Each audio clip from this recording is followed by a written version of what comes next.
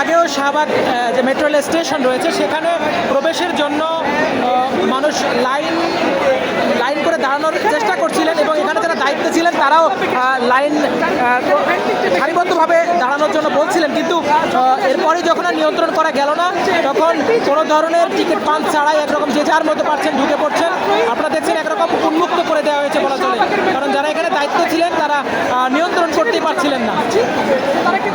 মূলত আজকে March for গাজার যে কর্মসূচি ছিল এবং একই সাথে ঢাকা বিশ্ববিদ্যালয়ে যে ভর্তি পরীক্ষা ছিল সব মিলিয়ে একরকম জনস্রোতে পরিণত হয়েছে মেট্রো রেলের যে শাহবাগ স্টেশন রয়েছে সেই স্টেশনের অবস্থা।